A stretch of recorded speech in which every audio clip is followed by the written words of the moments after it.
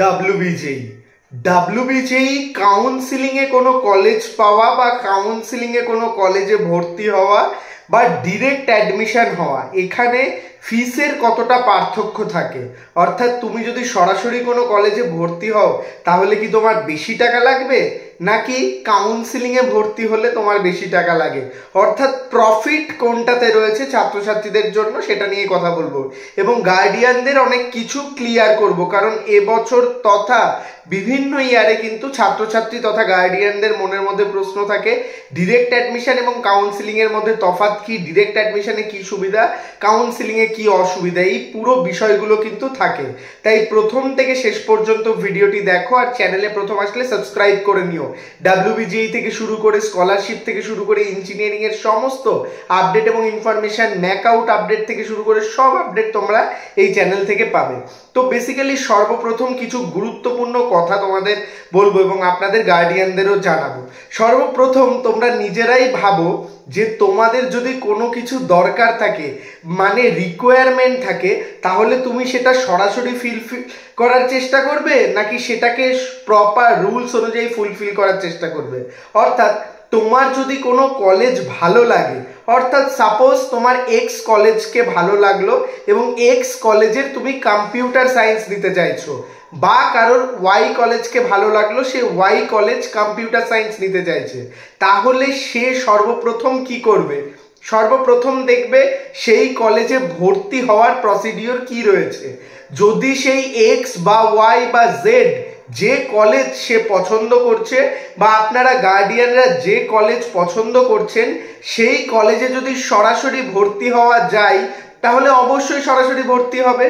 এইবার ব্যাপারটা হচ্ছে সবাই ভাবে যে সরাসরি ভর্তি এবং কাউন্সিলিং ভর্তির পয়সা আলাদা কম হয়, এই রকম নয়। ডাব্লিউবিজেইর কিছু রুলস অ্যান্ড রেগুলেশন রয়েছে এবং সেখানে কিন্তু প্রতিটা কলেজের ফিস ফিক্সড করে দেওয়া হয়েছে, অর্থাৎ কলেজের ফিস সমান। এবার কোনো কলেজে যদি ডিমান্ড থাকে তাহলে সেই কলেজ তাদের মতো করে ডোনেশন নিতে পারবে, সেটা অনলি ফর ডিরেক্ট অ্যাডমিশনের ক্ষেত্রে। সব কলেজেসে এমন হয় না, অনেকে কিন্তু সিএসসি ছাড়াও অন্যান্য ডিপার্টমেন্ট নেয়, সেই ক্ষেত্রে তারা কিন্তু ডিরেক্ট অপশন যেটা রয়েছে সেটা কিন্তু তারা অবশ্যই চয়েস করতে পারে। সাপোজ যে বিষয়গুলো, মানে এই কথাগুলো বলার পেছনে কিন্তু তোমার পুরো প্রসেসটা লুকিয়ে থাকবে। কোনো কলেজে কাউন্সিলিং এবং ডিরেক্টের ফিস কিন্তু আলাদা হয় না। তুমি যদি কাউন্সিলিং থ্রু ভর্তি হও বা ডিরেক্ট ভর্তি হও, দুটোর ফিসই কিন্তু এক থাকে ওয়েস্ট বেঙ্গলের 99% কলেজের। এবার সেখানে দাঁড়িয়ে তোমাদের মনের মধ্যে প্রশ্ন থাকছে, স্যার আমি এই কলেজটায় যাচ্ছি, এই কলেজে তো আমার কাছে ডোনেশন চাইছে। হ্যাঁ, সেটা কলেজের রিকোয়ারমেন্ট, সব ডিপার্টমেন্টে তো নয়।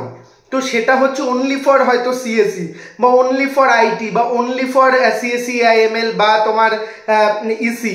তো সেটা কিন্তু নির্ভর করছে কলেজের ওপর। ওয়েস্ট বেঙ্গলে এরকম প্রচুর কলেজ রয়েছে যাদের ন্যাক রয়েছে, এনবিএ রয়েছে, এনআইআরএফ র্যাঙ্কিং রয়েছে এবং গভর্নমেন্টের যে সমস্ত অ্যাফিলিয়েশন থাকা দরকার রয়েছে, প্লেসমেন্ট ভালো রয়েছে, কিন্তু ডিরেক্ট অ্যাডমিশন অ্যাভেলেবেল রয়েছে, সেখানে তোমরা সরাসরি ভর্তি হতেই পারো। এবার কথাটা হচ্ছে সরাসরি ভর্তি হলে কি আর তোমাদের কাউন্সিলিং ভর্তি হলে কি, ফিসের কোনো পার্থক্য নেই। সরাসরি ভর্তি হলে তোমার একটা রিল্যাক্সেশন থাকে। সাপোজ তুমি মেকানিক্যাল পড়বে, তোমার জেড কলেজটা পছন্দ, সাপোজ জেড কলেজের ডিরেক্ট অ্যাডমিশন মেকানিক্যালে হচ্ছে এবং সেখানে কাউন্সিলিং ফিসও এক, ডিরেক্ট অ্যাডমিশন ফিসও এক, তাহলে তুমি কি কাউন্সিলিং প্রসেসের জন্য ওয়েট করবে বা কিছু? তোমার তো ওটাই রিকোয়ারমেন্ট, তোমার ওটাই চাই, তুমি অবশ্যই ওটা নিয়ে নিতে পারো। তো সেই ক্ষেত্রে কিন্তু কারোর কথা শুনে কাউন্সিলিং করতেই হবে বা কাউন্সিলিংয়ে বসতেই হবে এরকম ব্যাপার নেই। আগে নিজের রিকোয়ারমেন্টটা ভাবো, বা আপনারা যে সমস্ত গার্ডিয়ানরা রয়েছেন আগে নিজের রিকোয়ারমেন্টটা ভাবুন, ছেলে মেয়েকে কোন কলেজ এবং কোন ডিপার্টমেন্ট নিয়ে পড়াতে চান বা স্টুডেন্টরা পড়তে চাও। কারণ তুমি যদি সিলেক্ট করে রাখো তুমি সিএসসি পড়বে, সাপোজ তুমি সিলেক্ট করে রেখেছো তুমি সিএসসি পড়বে, ওয়েস্ট বেঙ্গলের 90% ছাত্রছাত্রীদের টার্গেট থাকে সিএস পড়ার, কোড ডিপার্টমেন্ট পড়ার টার্গেট অনেক কম থাকে। সিএস নিয়ে ব্যাপারটা বোঝাচ্ছি তোমাদের। তো সিএস তুমি টার্গেটে রেখেছো, তো সিএস তুমি যেহেতু টার্গেটে রেখেছো এবং সেখানে তুমি 5টা কলেজ রেখেছো, সাপোজ ABCD, আমি কোনো কলেজের নাম নিচ্ছি না এবং কোনো প্রমোশন বা কিছু নয়, কিন্তু একদম প্রপার বোঝার চেষ্টা করো। সিএস তোমার পছন্দ, সিএস এর 5টা ABCD সাপোজ 5টা কলেজ তোমার পছন্দ এবং 5টার মধ্যে যে কোনো একটা পেলেই তোমার হবে। তো এই 5টা কলেজে তুমি ইনকোয়ারি করতেই পারো বা কারোর সাথে কমিউনিকেট করতেই পারো বা আমার সাথেও কমিউনিকেট করতে পারো, আমাদের হেল্পলাইন রয়েছে। সেখানে তোমাকে যদি আমি সিএস পাইয়ে দিতে পারি বা তোমার রিকোয়ারমেন্ট অনুযায়ী যে ডিপার্টমেন্ট যে কলেজ সেটা পাইয়ে দিতে পারি এবং সেটা যদি অফিসিয়াল কাউন্সিলিং ফিসে হয়, তাহলে তুমি কেন ভর্তি হবে না এবং সেখানে কেন কাউন্সিলিং করবে? খুব ইম্পর্টেন্ট একটা জায়গা এটা, কিন্তু only for private college video, প্রথম থেকেই আমি বলে আসছি, not for government. Private college যারা চাইছো, ডাব্লিউবিজির বিভিন্ন রকম প্রবলেম এবছর হচ্ছে এবং আপকামিং সিনারিওতেও কখনো হতে পারে, তো তোমাদের একদম ক্লিয়ার কাট সবকিছু বলে রাখছি। ডাব্লিউবিজির কাউন্সিলিং ফিসে তুমি যদি কোনো কলেজ পাও ডিরেক্ট অ্যাডমিশন, আর সেটা যদি তোমার চয়েসে থাকে তুমি অবশ্যই নিতে পারো, একদম ফিঙ্গার ক্রস করে বলছি, অবশ্যই কিন্তু চয়েস করতে পারো। সেই ক্ষেত্রে তোমরাও আমার সঙ্গে বা আমার টিমের সাথে কথা বলতে পারো। এছাড়া তোমরাও যদি তোমাদের কিছু সাজেশন চাও কোন কলেজ ভালো এই রিগার্ডিং বাজেট রিগার্ডিং, আমাদের সাথে কথা বলতে পারো। আমরা তোমাকে সেই বাজেট বা সেই ক্যাটাগরিতে বেস্ট কলেজ প্রোভাইড করবো এবং অলওয়েজ আমরা করে আসি।